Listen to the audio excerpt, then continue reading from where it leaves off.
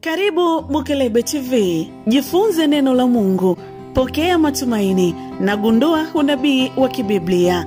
Jiunge nasi kwa safari ya kiroho. Hii ni Bukelebe TV. Bukelebe TV. Angalia, dunia imejaa dhambi na maovu. Wakati wa hatari umefika. Usichelewe kujipanga na kumtafuta Yesu.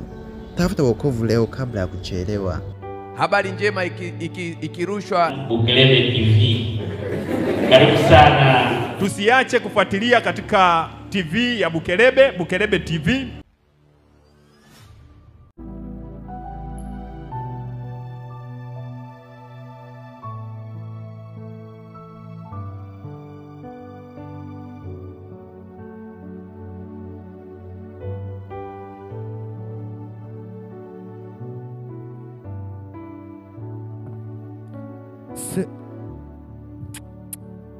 Segerea Net Event Season 4. Nguvu ya neno. Ninawakaribisha jioni ya leo katika mahubiri haya ambayo yameanza tangu jana na yatadumu kwa majuma mawili. Nishukuru ndugu zetu ambao wanatufuatilia kupitia Mhubiri TV, kupitia Bukelebe TV, lakini pia kupitia Segerea Adventist Channel. Mungu awabariki. Kujulisha rafiki yangu wewe ulioko mahali sehemu mbalimbali ya kwamba katika majuma mawili haya tutakwenda kufunua nguvu ya neno la Mungu. Lakini pia tutakuwa na huduma za maombi na maombezi. Tutaombea watu katika kanisa hili la Waadventista wa Sabato Segerea lililoko katika upande huu wa Temeke. Wale wanaotokea Kariakoo au Kigamboni, panda magari yanayokwenda Segerea, fika Segerea mwisho, uliza kanisa la Waadventista wa Sabato. Na wale wanaotokea maeneo ya Kibaha, njoo mpaka Mbezi. Ukifika Mbezi, panda magari yanayokwenda Segerea, shuka kituo cha mwisho kabisa, uliza kanisa la Waadventista wa Sabato Segerea. Katika mikutano hii tuna timu kubwa ya wainjilisti. Ikiwa wewe ni mgonjwa, huenda unaugua au unauguliwa, waweza kuandika hapo kwenye comment ya kwamba unapatikana wapi, na timu tulio nayo ya wainjilisti tutakutembelea mahala ulipo, tutakuja kuomba na wewe. Jamani, Bwana Yesu asifiwe sana. Lakini pia tutaombea waliofungwa na nguvu za giza. Katika nyakati hizi za mwisho, shetani ametumia muda mwingi kufunga watu. Wengine amewafunga matumbo wasipate watoto, wengine amefunga uchumi wao, wengine amefunga fahamu zao, wengine amefunga kila kitu shetani amefunga.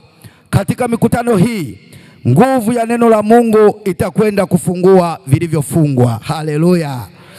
Lakini kubwa zaidi, mwisho wa mikutano hii tutabatiza watu. Jamani, Bwana asifiwe sana. Tutawabatiza watu, kuwafanya watu wawe na ushirika na Yesu. Tutabatiza watu, kuwafanya watu wawe na ushirika na Yesu. Na hivyo rafiki yangu, popote pale ulipo, ikiwa uko Marekani, ikiwa uko Kongo, ikiwa uko Mwanza, Msoma, na popote pale ambapo mnatufuatilia, waweza tu kufuatilia mahubiri haya. Mwisho tafuta kanisa la Waadventista wa Sabato uweze kwenda useme, mimi nimefuatilia mahubiri haya kupitia katika channel hizo nilizozitaja, Mhubiri TV, Segerea Adventist Channel, lakini pia rafiki yetu Bukelebe TV kutoka pale Bunju. Mungu awabariki sana. Wapo rafiki zetu ambao tayari wamefungua vituo. Jamani, Bwana asifiwe sana.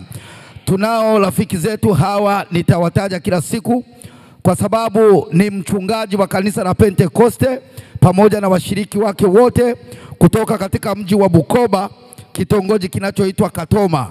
Yeye tangu jana amefuatilia na hata sasa amenijulisha tayari yeye na washiriki wenzake 10 wamefungua na wanaangalia. Lakini pia katika kanisa langu ninakotoka pale Nzasa, Mungu awabariki sana. Yuko watumishi wa Mungu pale wamekusanyika, mkuu wa huduma pamoja na wenzake wanafuatilia mahubiri haya. Tunacho kituo pale Mikangaula. Mungu awabariki sana rafiki zangu wa pale Mikangaula. Mungu awabariki sana pale kwa mwinjilisti Chipana. Waweza pia kumtafuta mchana, lakini napo pia tuna kituo. Haleluya. Katika kanisa la Waadventista wa Sabato Mfenesini, hapo ndipo eneo ambapo huwa ninafanya shughuli za utume, lakini nao pia jioni ya leo wamekusanyika wanaangalia mahubiri haya. Mungu awabariki sana. Endelea kufungua vituo rafiki yangu. Unapokuwa unashiriki wokovu wa mtu mwingine, wewe unaokolewa mara 2 zaidi ya yule uliyemwalika. Lakini wale ambao tunakuja hapa, jitahidi kualika rafiki. Mwambie twende katika kanisa la Waadventista wa Sabato, kuna nguvu ya neno la Mungu. Kwa nini mikutano yetu inasema nguvu ya neno la Mungu? Wapendwa, katika ulimwengu tuliomo hakuna kitu chochote ambacho hakihitaji nguvu. Ukitaka upande kiuchumi, unahitaji nguvu. Ukitaka uimarike katika biashara, unahitaji kutumia nguvu. Ukihitaji ujenge misingi ya maisha yako, utahitaji kutumia nguvu. Lakini pia nimepata uhakika ya kwamba hata ufalme wa Mungu, Biblia inaripoti inasema, utatekwa na wenye nini ndugu zangu? Wenye nguvu. Kwa hiyo nguvu ni muhimu katika maisha. Nguvu ni muhimu. Na tukasogea mbali zaidi, nikagundua ya kwamba maneno yana nguvu sana. Ngoja nikwambie, watu wanaogopa vibuyu kwamba ni vichawi.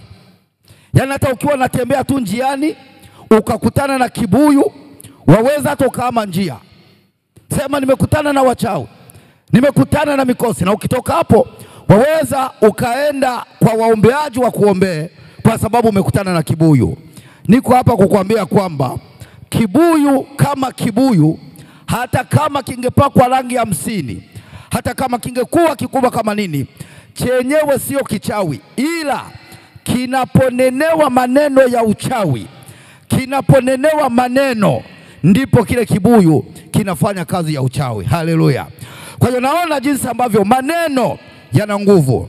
Lakini pia nimeshuhudia ndoa nyingi zikivunjika kwa ajili ya maneno. Nimeshuhudia ndoa zikivunjika kwa ajili ya maneno. Mahala nilipozaliwa niliwahi kuona ndoa ikielekea kuvunjika kwa ajili ya maneno. Mzee mmoja alikuwa na wake 3. Wale wanaonifuatilia akiwa huko nilikozaliwa watashuhudia jambo hili kwamba ni kweli. Alikuwa na wake 3. Kwa hiyo wale 3, mmoja alikuwa juu, mmoja katikati, mwingine chini. Na ni kipindi ambacho sukari ilikuwa shida kupatikana. Ikiingia kwenye duka la kijiji, wanaanza kugawana kwanza wale wenye share. Wanagawana, alafu ndipo wananchi wanaanza kuambiwa, na ilikuwa na kipimo maalum. Wanakuambia kwamba wewe yani sukari ilikuwa inategemea una familia kubwa kiasi gani. Bwana Yesu asifiwe sana. Wangapi walizaliwa kipindi hicho? Kumbe nina watu ambao hawajazaliwa zamani jamani. Haleluya. Kwa hiyo yule mzee, kwa kuwa alikuwa ni mwenyekiti wa kijiji, alikuwa na uhakika wa kupata sukari kila ikija. Sasa kwa nini nasema nguvu ya maneno? Ya kwamba maneno yanaweza kuvunja ndoa. Huyu wa katikati alikuwa ndiye mke mdogo. Bi mkubwa alikuwa upande wa juu na bi wa katikati anayefuatia alikuwa chini. Lakini huyu mzee hata alipokuwa zamu iko kwa mke wa pili, mchana anakuja kukaa kwa mke mdogo huyu wa katikati. Hata akiwa kwa mke huyu wa chini, lakini mchana na ndipo alikoweka ofisi ya kijiji kwa wanaomtafuta. Sasa huyu wa katikati ambaye alikuwa ni mdogo, akatumia nguvu ya maneno kuvunja ndoa ya mwenzake. Akawa anaamka, anakwenda kule madukani, kwenye duka la kijiji, anazunguka fanye kitu, lakini wakati wa kurudi anachukua mchanga, anaujaza kwenye mfuko, alafu anaufunika na baibui. Anapita kwa yule mke mwenzake, anamwambia sukari ya safari hii ilikuwa ndogo sana. Yaani badala ya kutupa kilo 2 anatupa kilo 1. Wakati huo mwenzake amekunywa uji bila sukari. Anakwenda, akifika njiani anatupa, anaendelea na maisha. Kesho baada ya wiki anapita, anasema jamani, hawa samaki, jamani samaki na wenyewe wamekuwa na shida. Yani tu samaki wanakuja kidogo namna hii. Sasa wa sisi lakini amefunika na baibui. Anampita mwenzake kwa maneno. Huyu wakati huo amekula chakula na chumvi. Akifika kule mbele anatupa yale majani, anaendelea na maisha. Matokeo yake huyu ikafika hatua akakata tamaa. Sasa mama yangu alikuwa ni mwenyekiti wa vikundi hivi vya kina mama. Jamani, vikundi havijaanza leo. Vikundi vimeanza miaka mingi. Shangaa watu wanavikimbilia leo. Mimi nimezaliwa nimekuta vikundi vipo vya kina mama. Sasa akaja kumwaga kwamba wamfute kwenye kikundi kwa sababu ndoa imemshinda. Anasema kwa nini? Anasema haiwezekani mimi kila siku nakunywa chai bila sukari, mwenzetu kila sukari ikija anapata. Akalipomaliza kumwaga mama, akaenda kumwaga mke mwenzake wa kule juu kwamba mimi ndoa imenishinda. Sasa wakati anaaga ikatokea tena akampitia mwenzake kwamba jamani, hivi mzee amewaletea sukari? Asema hajaleta. Anasema sijui na nyie atawaletea, maana mimi ameniita tangu asubuhi, nimekwenda nimechukua nusu tu. Wakati anamwaga ule mchanga pale kwenye kichaka chake, mama yangu kumba alikuwa anamuona, akamuona. Kwa hiyo akaenda akamwambia yule anayetaka kutoka kwenye ndoa, akasema sikiliza, kesha usiondoke kwenye ndoa, akikupita we mfuatilie kwa nyuma uone anaendaga wapi. Kwa hiyo alipokuja akampita amefunika na baibui, anamwambia ametoka kuchukua sukari, akamfuata kwa nyuma, akamuona amefika kwenye kichaka, akamwaga ule mchanga, akaendelea na safari zake. Alipokwenda kuangalia akakuta kumbe vyote vya miezi 7 vimemwagwa pale. Kilichotaka kuvunja ndoa ni nini? Maneno. Maneno. Lakini ngoja nikwambie, maneno yana nguvu. Wale ambao wamekuja Dar es Salaam zamani, pale shule ya Uhuru ilipojengwa sekondari ya Benjamin Mkapa, kulikuwepo na uwanja pale. Daradara zote zilikuwa zinaishia pale, za Kigogo, za Gongora Mboto, za Temeke, zote zilikuwa zinaishia pale, za Shimora Udongo, kila mahala. Lakini ndio ilikuwa sehemu ambapo watu walikuwa wanafanyia mazingaombwe. Nafanya mazingaombwe, anasema humu kwenye kikapu kuna mzimu, na wengine walikuwa nakwenda mbali. Mimi sielewi, nilikuwa sijapata ufahamu mzuri, sijui walikuwa nafanyaje. Unaona amechomeka kisu huku, kimetokea huku, alafu anakuambia mimi ni mchawi. Nani anaweza akachoma kisu kikatoka huku na asife? Sasa anasema ambaye anaweza aje ni mchome kisu. Na ukiangalia hapa sijui alikuwa anapaka tomato, mimi hata sielewi. Ukiangalia hapa damu zinachuruzika, huku zinachuruzika, sijajua ni mbinu gani ilikuwa inatumika. Jamani, Bwana Yesu asifiwe sana. Jamani, Bwana asifiwe. Sasa siku moja wakasema humu kwenye hiki kikapu kuna mzimu. Huu mzimu unaongea, na mtu yeyote anayetia mkono mzimu unaweza ukamng'ata na akapotea milele. Ambaye anajijua ni jasiri aje atie mkono. Sasa tulipokuwa vijana tulikuwa tunajua ya kwamba wale wanaokwenda kutia mkono wameandaliwa. Sasa mimi namshukuru Mungu, mimi ni mtafiti. Hata imani sikuipata tu kwa kukurupuka. Nilifanya utafiti, nikajiridhisha, ndio maana nikawemo. Haleluya. Nikasema kama wanawaandaa, mimi nitakwenda nisioandaliwa, nione kweli kama mzimu nitapotea. Maana walikuwa mtu akiweka mikono leo, akiweka mkono anang'ang'ana, unaniua. Kwa hiyo tunaamini ule mzimu umemkamata. Wanasema atakayetia mkono kwenye wiki kapu mzimu utamkamata na anaweza akapotea kabisa. Nani ambaye ni jasiri? Mimi nikavaa ujasiri. Nikavaa ujasiri kabisa kwamba mimi hapa, na hawanijui nimekuja pale kwenye mkusanyiko kuangalia. Mimi hapa natia mkono. Lakini ujasiri niliokuwa nao, nilipoelekea kutia mkono, alianza kutamka maneno yakanivunja nguvu. Huyu mganga huyu sio mzimu. Alianza kutamka maneno, mzimu wa leo una meno 52, huu mzimu wa leo una macho mpaka nikaanza kuogopa. Wakati nimekuja na ujasiri, huu mzimu kutoka Liambali ya Mfipa, sijui akataja milima ya Sumbawanga yote. Yani yale maneno yakanikosesha nguvu, matokeo yake nikashangaa mimi bwana naogopa sana. Simeona. Lakini kilichonikosesha nguvu ni nini? maneno. Wapendwa, wako watu wako hapa, maneno yamefunga duka lako. Maneno yamekuferisha mitihani.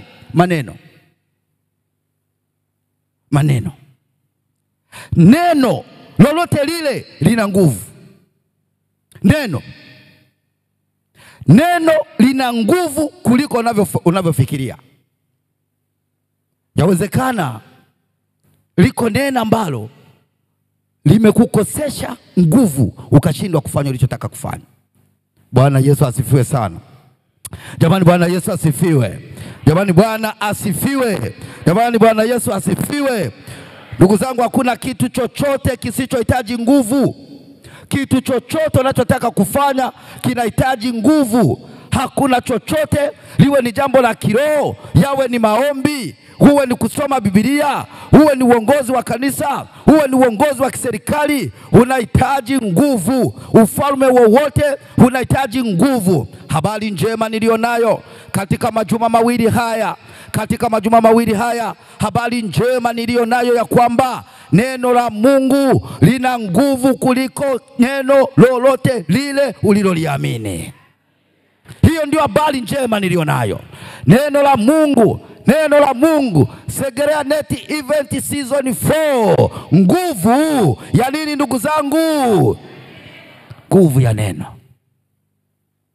Na kwa sababu neno la Mungu lina nguvu, inanipa ujasiri wa kuona ya kwamba neno hili linatakiwa kwa kila mmoja, kwa kiongozi wa kidini, kwa kiongozi wa kiroho, kwa muumini wake, kwa mshiriki wake, lakini pia kwa hata yeyote asiyokuwa na dini. Bado kwa sababu anahitaji nguvu, neno lina maana ndani yake. Hata kama hana dhehebu lolote, hata kama haingii kwenye nyumba ya ibada, lakini kwa sababu anahitaji nguvu, anahitaji nguvu ya kiuchumi, anahitaji nguvu ya kufaulu mitihani, anahitaji nguvu ya kibiashara, anahitaji nguvu ya kiuongozi, bado neno lina nguvu kwake na linamfaa. Haleluya. Bahati mbaya, shetani kwa sababu hanafahamu nguvu iliyomo katika neno, amewaaminisha watu ya kwamba neno la Mungu ni kwa ajili ya viongozi wa dini tu.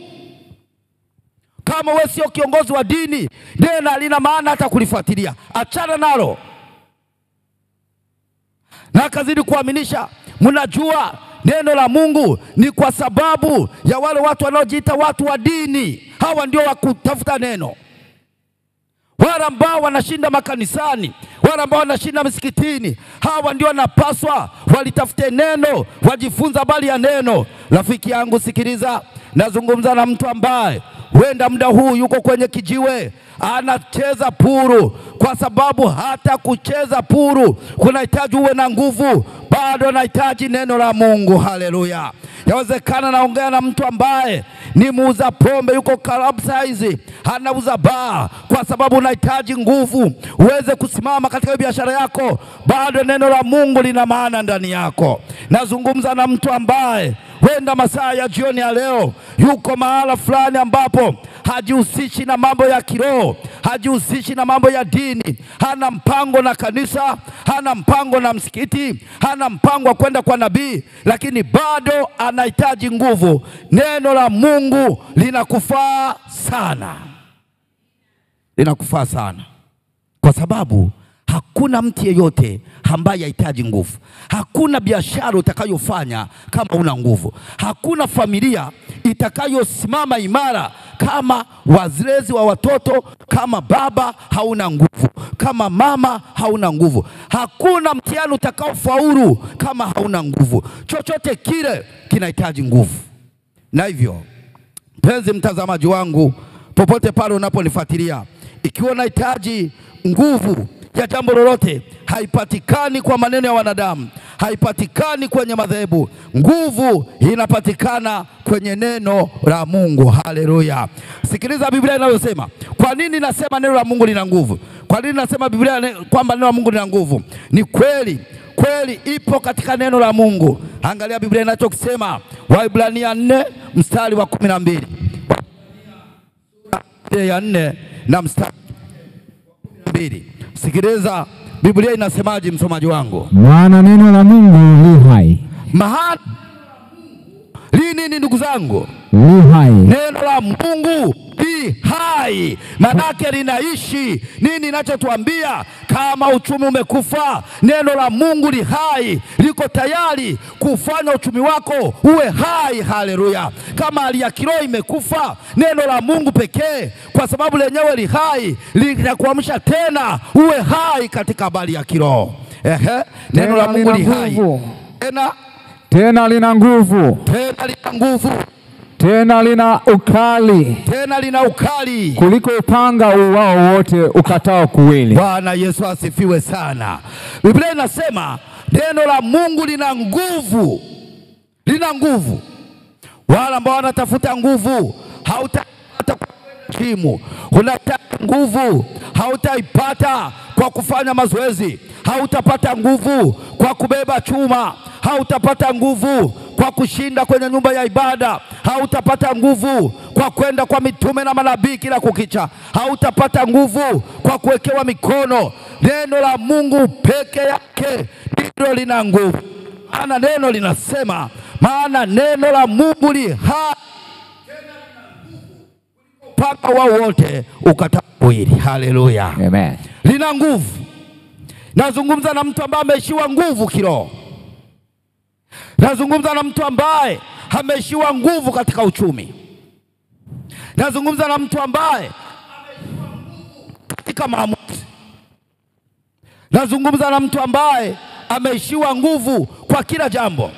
Usihangaike kutafuta nguvu. Soma neno la Mungu. Haleluya. Neno la Mungu, Biblia inasema neno la Mungu lina nguvu kwa kila mwanadamu. Sio kwa ajili ya Wakristo peke yao, sio kwa ajili ya waendao ibadani peke yao, sio kwa ajili ya Wasabato peke yao, sio kwa ajili ya Pentekoste peke yao, sio kwa ajili ya dhehebu fulani, bali ni kwa kila mmoja anayehitaji nguvu ya kusafiri kiroho, anayehitaji nguvu ya kuinuka kiuchumi, anayehitaji nguvu ya kusimamia familia, anayehitaji nguvu ya kupanda cheo, anayehitaji nguvu ya kushinda majaribu, anayehitaji nguvu ya kupambana na changamoto za ulimwenguni, anahitaji nguvu yeyote. Nguvu pekee ipo kwenye neno la Mungu. Bwana asifiwe sana. Ndio maana anasema, maana neno la Mungu li hai, tena lina nguvu, tena lina ukali kuliko upanga ukatao kuwili. Unajua, ngoja nikwambie kwa nini lina ukali kuliko upanga ukatao kuwili. Upanga ukatao kuwili ni kwamba ukipeleka huku unakata, ukirudisha huku unakata. Neno la Mungu ndivyo lilivyo, linakata kote kote. Unapolisoma linakata kwako naye lisoma, linakata na unaye msomea, linakata kwako naye lisimamia, linakata na naye simamiwa. Haleluya. Amen. Linakata kwa mchungaji, linakata kwa muumini, linakata kwa askofu, linakata kwa washiriki, linakata kwa nabii, linakata kwa walio chini yake. Ndio maana anasema neno lako lina nguvu na lina ukali. Na kwa sababu lina ukali, likiaminiwa na mtu yeyote ambaye anahisi kwamba amerogwa, anahisi ya kwamba amefungwa na nguvu za giza, anaamini ya kwamba amekutana na mikosi, anaamini ya kwamba kuna kitu kimepotea, likiaminiwa na mtu yeyote, kwa sababu lina ukali, litasambaratisha. Haleluya. Amen. Litasambaratisha neno la Mungu. Lakini neno la Mungu linakutia uzima ndani yako. Uzima. Neno la Mungu lina nguvu ya kuwatia watu uzima. Wale wote ambao wanaangalia ya kwamba kuna jambo lako halina uzima, wewe ndio ukiangalia watoto wako hawana uzima, sikiliza nikwambie, tunapozungumza uzima, usikimbilie uzima wa milele. Neno uzima ukilitafuta kwenye kamusi, halimaanishi uzima wa milele tu. Uzima ni kuwa hai. Chochote ambacho kiko hai hakina uzima ndani yake. Naweza ukawa na ndoa, ndio mpo kwenye ndoa, wewe ni mke na mume, lakini hiyo ndoa haina uzima. Maana mlishagawana na vyumba muda mrefu. Mtu akaya na familia atakuja kusema hapo. Unaweza ukawa na watoto lakini hawana uzima, maana walishakufa kiroho muda mrefu. Wapo ndio nao 5, 6, lakini kama wanakuliza, yani ukiwatazama unalia, hauna uzima, hawana uzima. Unaweza ukawa na cheo lakini hakina uzima. Cheo unacho ndicho, lakini ukiangalia hata hicho cheo ulichokikalia, maisha unayo yaishi hayalingani na hicho cheo. Heshima ulionayo kwenye hicho cheo hailingani na aliyo chini yako. Maana yake hicho cheo chako hakina nini ndugu zangu? Hakina uzima.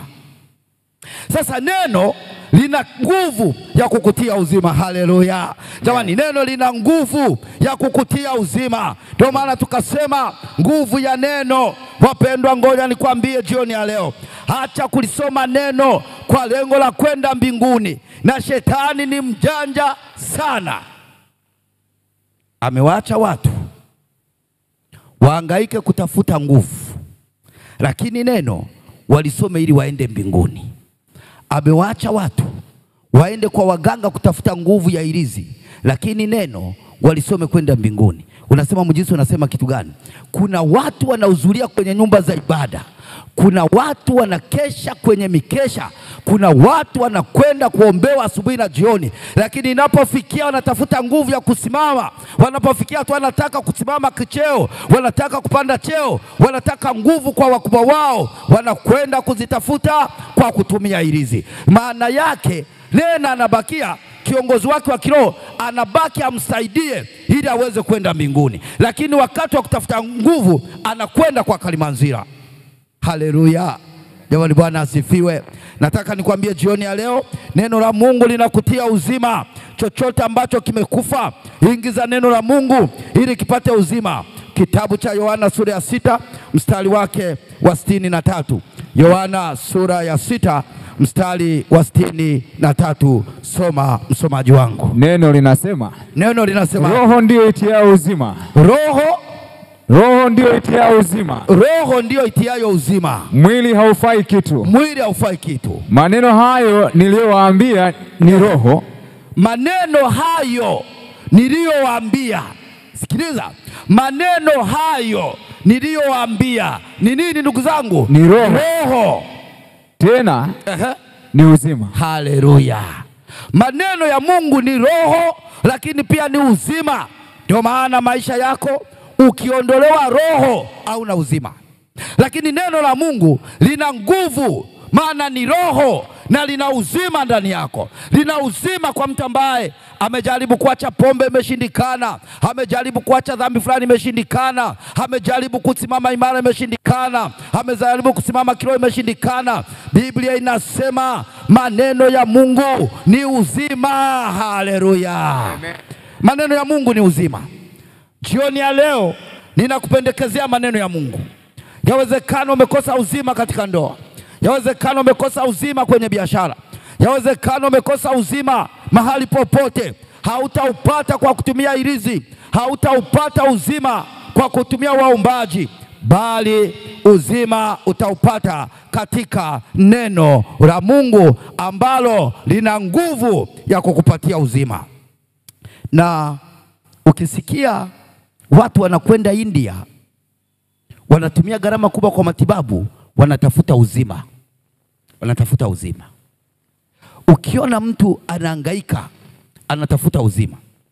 Uzima unatafutwa kwa gharama.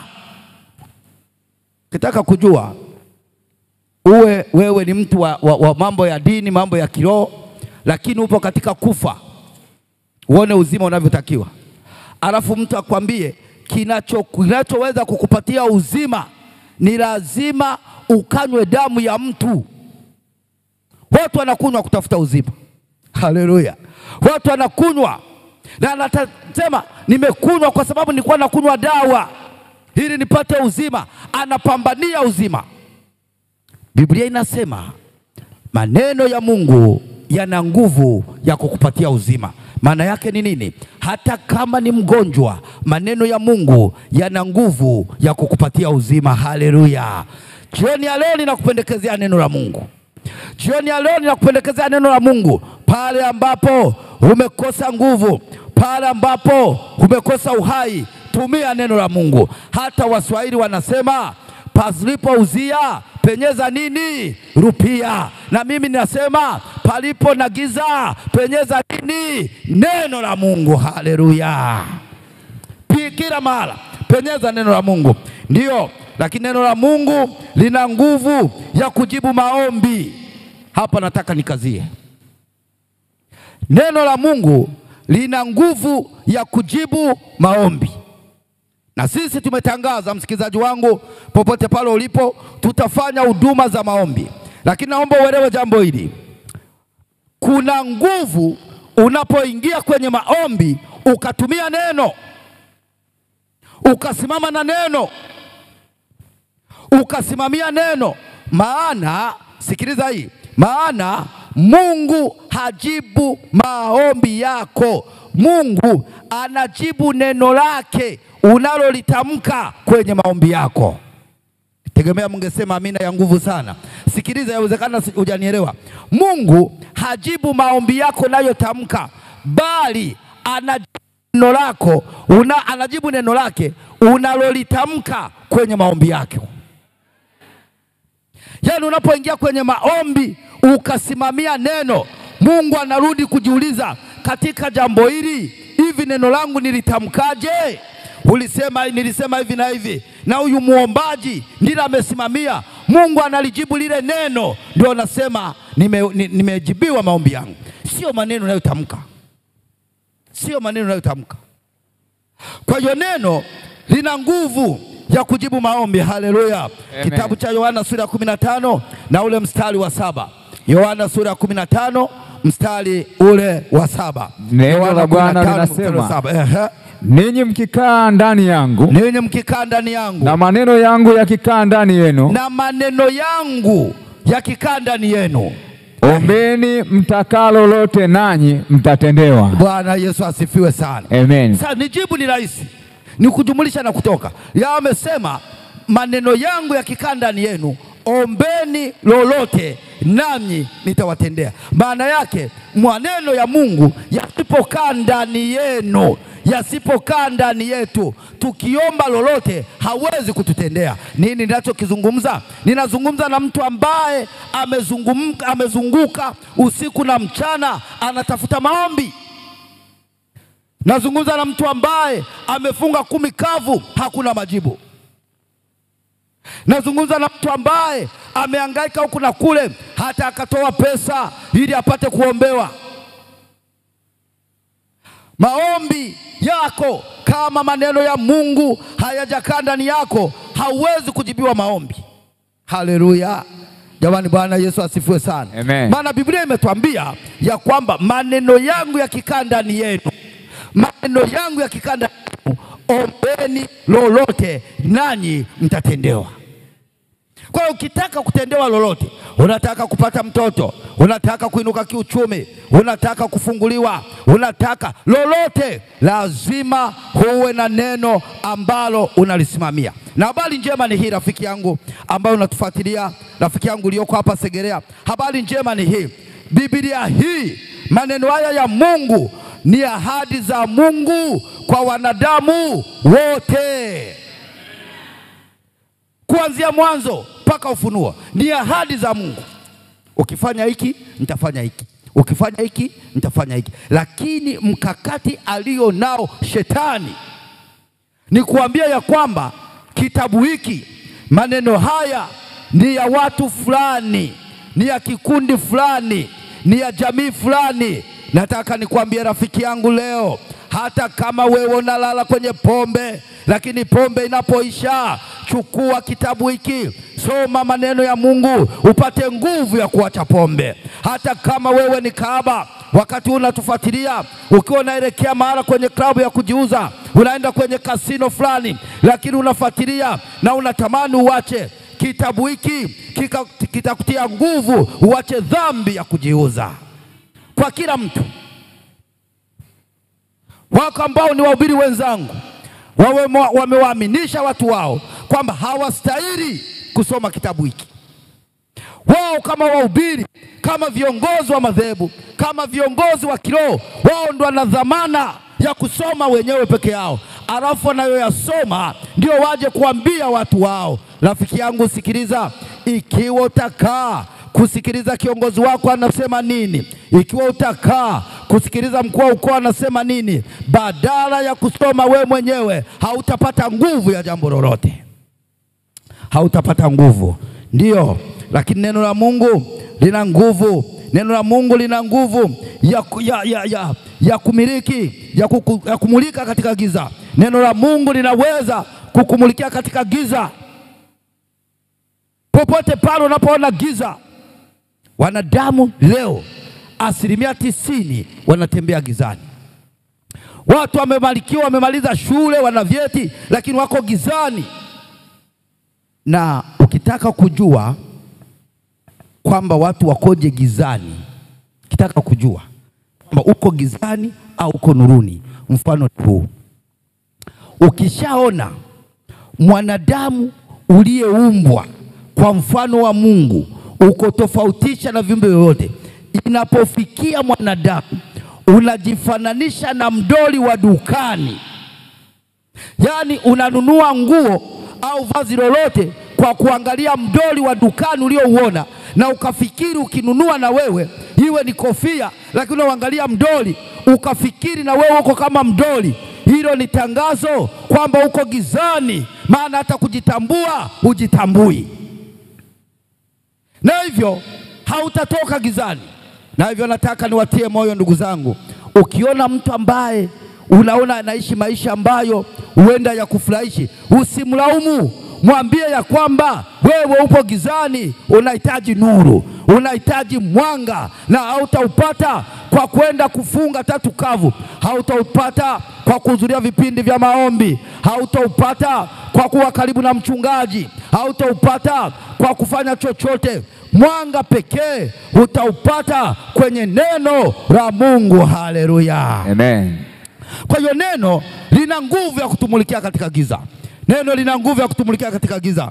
Kitabu kile cha Zaburi 119 mstari wa 105.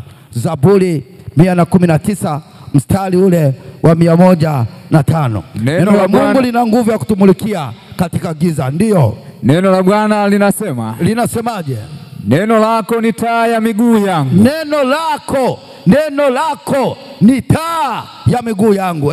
Na mwanga wa njia yangu. Na mwanga wa njia yangu. Hapa izungumziwi jambo la kiroho. Hapa inazungumziwa njia yoyote uliyoandika kwenye makaratasi, namna ya kupata ajira, namna ya kufungua biashara, namna ya kupanga watoto wa kuzaa, namna ya kutoka hapo ulipo, namna utakavyojenga nyumba, namna utakavyofanya. Anaposema mwanga wa njia, sio njia ya kwenda mbinguni tu. Mwanadamu katika maisha, chochote anachokifanya anahitaji njia. Haleluya. Bahati mbaya, njia zote zimo gizani. Hiyo ndio bahati mbaya. Njia zote zimo gizani. Na hivyo unahitaji mwanga. Unahitaji mwanga. Daudi anasema neno la Mungu ni taa ya kutumulikia gizani. Haleluya. Unajua, ngoja nikwambie rafiki yangu, unapomwambia mtu ambaye hajawahi kupata uzoefu wa kitu fulani, hawezi kukielewa. Kwa mfano, ukimwambia mtu kwamba bwana, giza baya, lakini amezaliwa Dar es Salaam, hawezi kujua madhara ya giza. Hawezi. Au amezaliwa katika taifa hili ndio, lakini miaka ya 2005 kuja huku juu, wakati umeme wa leo umesambaa, hawezi kujua madhara ya giza. Lakini nataka uvute hisia ya kwamba wale ambao wamezaliwa katika vijiji vya zamani, ambapo ulikuwa ukitembea gizani, hata kama ulipita mchana ukisiku ulikiona, lakini kwa sababu ya giza unakuja unakiamkia, au unaanza kutoka hapa, unataka kulizuia njiani, mpaka unakiamkia giza la namna hiyo. Huko tulikozaliwa ujue tumeamkia mpaka visiki. Jamani, haleluya. Tupo ambao tumezaliwa kwenye vijiji ambavyo yani giza likitanda paka kutoka hapa kwenda hapo utumie kizinga cha moto. Mimi nina kisa kimoja ambacho sitakisahau mpaka nazeeka, mpaka naingia kaburini. Giza liliwahi kukusanya kijiji kizima pale nyumbani kwetu. Giza.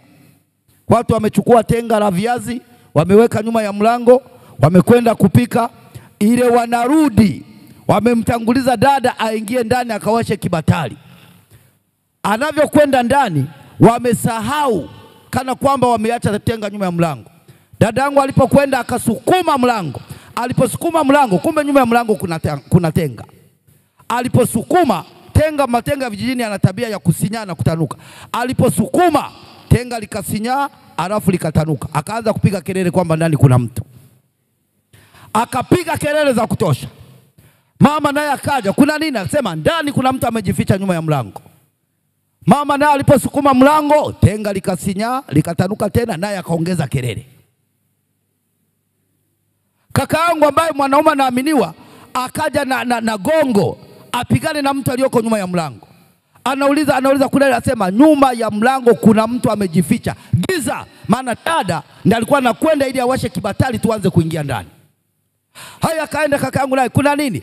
Akachukua lile gongo akasukuma mlango, tenga likasinyaa, alafu likatanuka, na yeye akaongeza kelele.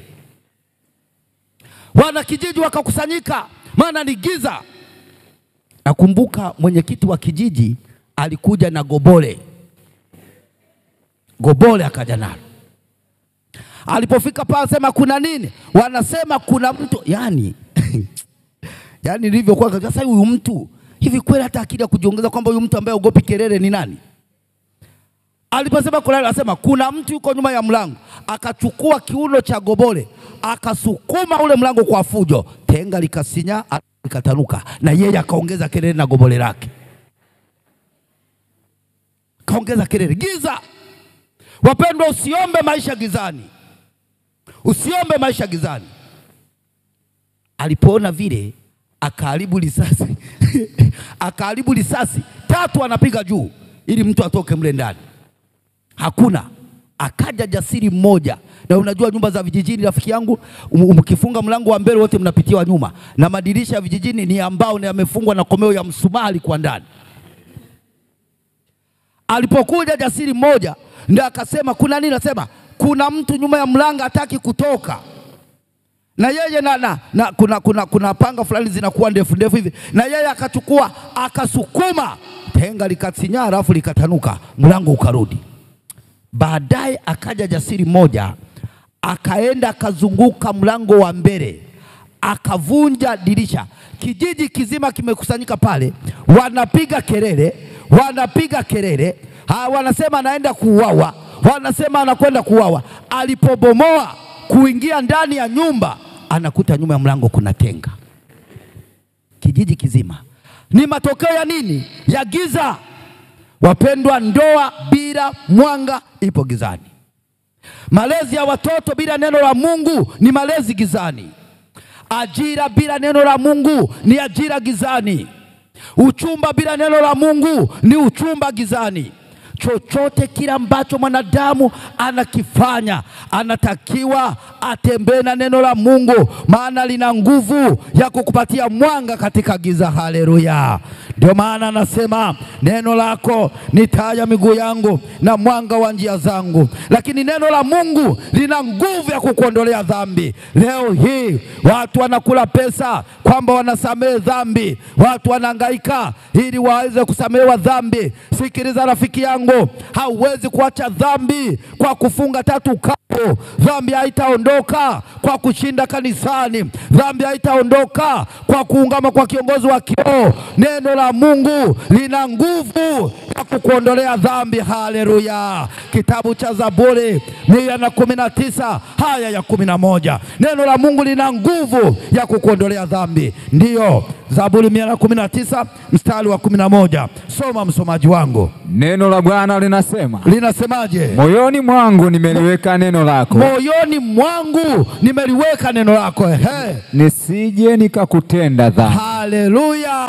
Amina. Unahitaji kuacha dhambi. Unajua, ngoja nikwambie, kuna watu wanafikiria kutembea wamefumba macho ndio kuacha dhambi. Mafarisayo walifanya hiyo kazi na hawakuacha dhambi. matokeo yake waliishia kuwa na michubuko tu usoni. Wanatembea wamefumba macho wasione dhambi, matokeo yake wanajigonga kwenye visiki, wanajigonga afu wanafikiri ndio utakatifu. Kama unataka kuacha dhambi, wenda ni dhambi ya ulevi, wenda ni dhambi ya usengenyaji, wenda ni dhambi ya uongo, wenda ni dhambi ya kutokufanya mapenzi ya Mungu. Unajua watu wa shetani ni mjanja sana ndugu zangu. Amewaambia watu unajua dhambi ni ile iliyoandikwa kwenye amri 10 za Mungu. Lakini ukitaka kuielewa dhambi vizuri, nenda kasome kitabu cha Yakobo sura ile ya 4 mstari wa 17. Neno la Bwana linasema, yeye ajuaye kutenda jambo jema halafu alitendi, kwake huyo ni nini ndugu zangu? Dhambi. Sasa ukitaka dhambi isiwe sehemu ya maisha yako, anasema Daudi, moyoni mwangu nimeliweka neno lako, nisije nikakutenda dhambi. Kwa nini unajua Daudi anasema hivyo? Ukiwa na neno la Mungu ndani yako, unapokwenda kusema uongo, unakumbuka hivi, kwenye neno nilisomaje? Nilisoma neno linasema usiwe muongo. Unapokwenda kumsingizia mtu, unakumbuka hivi, neno nililosoma linasemaje? Limesema usisingizie. Yani neno la Mungu ni guide ya maisha yetu ya kila siku. Haleluya. Amen. Ni ulinzi. Aliye na neno la Mungu haogopi kwenda baa, anajua ya kwamba baa nitakwenda na sitakunywa pombe. Anayeshika neno la Mungu, anayesoma neno la Mungu, haogopi kupita kwenye kijiwe cha wavuta bange, maana anajua neno la Mungu ni ulinzi kwangu. Anaye na neno la Mungu haogopi kupita mahala ambapo makabo anajiuza, maana anajua Mungu amesema usizini. Anayeliishi neno la Mungu anatembea na ulinzi. Haleluya. Ninalileta kwako neno la Mungu katika majuma mawili. Ninakuletea neno la Mungu bila kujali dhehebu lako, bila kujali unasali au hausali, bila kujali jamii imekutenga. Hata kama umetengwa, unaishi peke yako, dumu na neno, ni msaada tosha. Yawezekana ndugu amekutenga, yawezekana baada ya kufukuzwa kazi ndugu wameanza kukucheka, marafiki wamekukimbia, huna msaada tena. Uliwasaidia ndio, ulikuwa msaada kwao ndio, lakini ulipofukuzwa kazi wote wamekukimbia. Jioni ya leo, namna ya kupata faraja, rejea kwenye neno la Mungu. Neno la Mungu. Shetani amewafanya watu wasisome neno la Mungu, maana amewaambia ya kwamba neno la Mungu ni kwa ajili wanaotaka kwenda mbinguni, na wakati kuna watu hawana agenda ya kwenda mbinguni. Na mimi sikwambii usome neno la Mungu kwa ajili ya kwenda mbinguni. Nataka ulisome neno la Mungu libadili maisha yako, maana lina nguvu ya kuyabadilisha maisha yako. Bwana Yesu asifiwe sana ndugu zangu. Bwana Yesu asifiwe. Neno la Mungu lina nguvu ya kukusanya maji yote sehemu moja. Neno la Mungu lina nguvu ya kukusanya maji yote ya ulimwenguni sehemu moja. Unalopaswa kujiuliza niki, kitu kikiwa na nguvu ya kukusanya maji yote ya ulimwenguni sehemu moja, hivi litashindwaje kupambana na wanaopambana na wewe? Litashindwaje kuondoa uchovu katika safari ya imani? Litashindwaje kukusogeza katika hatua ya ushindi? Litashindwaje? Kipi kigumu, ni kukusanya maji au ni kubadili maisha yako? Kitabu cha Mwanzo sura ile ya 1 mstari ule wa 9. Mwanzo sura ya 1 mstari wa 9. Soma msomaji tuondoke. Neno la Bwana linasema, ndio, Mungu akasema, maji yaliyo chini ya mbingu na yakusanyike mahali pamoja. Na yakusanyike mahali pamoja. Mungu akasema, ili pakavu paonekane. Ikawa hivyo. Ikawa hivyo. Alisema tu, neno tu, maji yakatii. Wapendwa sikiliza, unapolisoma neno la Mungu, unapoliishi neno la Mungu, ni Mungu anasema ndani yako, ni Mungu anazungumza ndani yako. Wanaokuvizia hawatafanikiwa, wala ambao wana mpango uanguke hawataweza. Gumu ni kuyakusanya maji sehemu moja kuliko kushughulikia maisha yako, kuliko kushughulikia ndoa yako, kuliko kushughulikia watoto wako, kuliko kushughulikia sehemu yako ya kazi. Hilo ni jepesi. Neno la Mungu lina nguvu ya kufanya. Haleluya.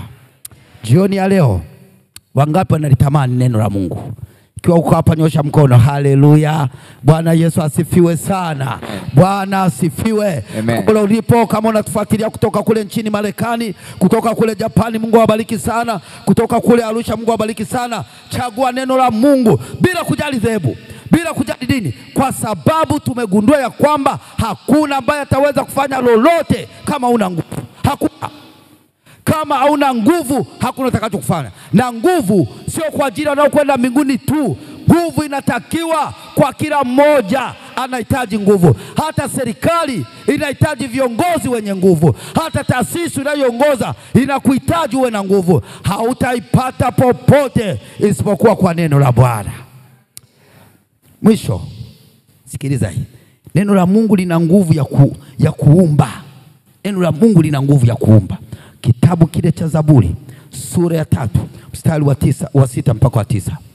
Zaburi 33, Zaburi 33 Paul. Zaburi 33 mstari wa 6 mpaka wa 9. Zaburi 33 mstari wa 6 mpaka wa 9. Neno la Bwana linasema. Ndio. Kwa neno la Bwana rudia. Kwa neno la Bwana mbingu zilifanyika. Kwa neno la Bwana mbingu zilifanya nini ndugu zangu? Zilifanyika. Kipi kigumu? Hivi mbingu kufanyika au kubadili maisha yako? Kipi kigumu? Mbingu kufanyika au kukuinua? Kipi kigumu? Mbingu kufanyika au kubadilisha watoto wako? Kipi kigumu? Mbingu kufanyika au kukupandisha cheo?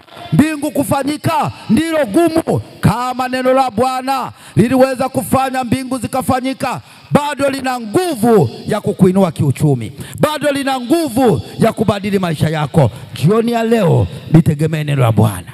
Ikiwa ni kusudi lako, unasema kuanzia leo nitapata nguvu katika neno la Bwana. Nitapata nguvu katika neno la Bwana. Bila neno la Bwana mimi siwezi kupata nguvu. Simama tuombe.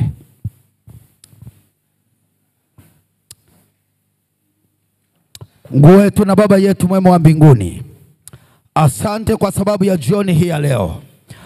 Kwa kusimama kwetu sisi tulioko hapa kituoni na wanaotufuatilia katika mitandao, ni tangazo ya kwamba tunahitaji nguvu, na tumegundua ya kwamba nguvu iko katika neno lako.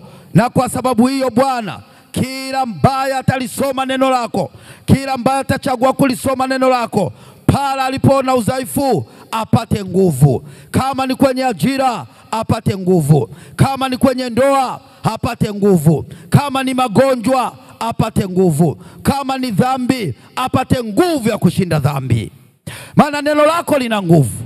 Baba, tumeona nguvu ya neno kila mara ambapo inatakiwa nguvu. Hata kama mtu ametumia waganga na ameliwa pesa, jioni ya leo anapogeuka kulitumia neno lako, Bwana apate nguvu. Hata kama alitumia GM kupata nguvu, alitumia kubeba chuma ili apate nguvu, na baada ya kupata nguvu, Baba, katika jina la Yesu, kupitia neno lako, yeyote aliyoko hapa, aliyokule Marekani, aliyokule Japani, kule Mtwara, kule Kigamboni, kule Kinondoni, anahitaji nguvu. Baba, nguvu inapatikana katika neno lako.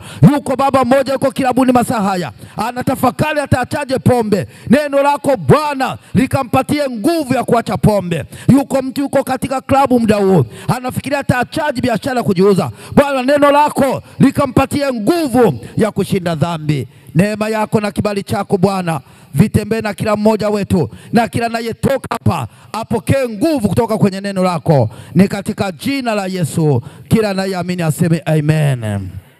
Amen.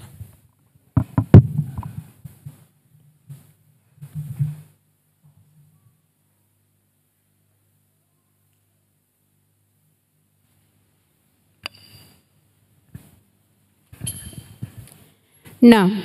Shukrani za zote mtazamaji kwa kutenga muda wako wa thamani na kufuatilia mahubiri haya. Mungu akubariki sana.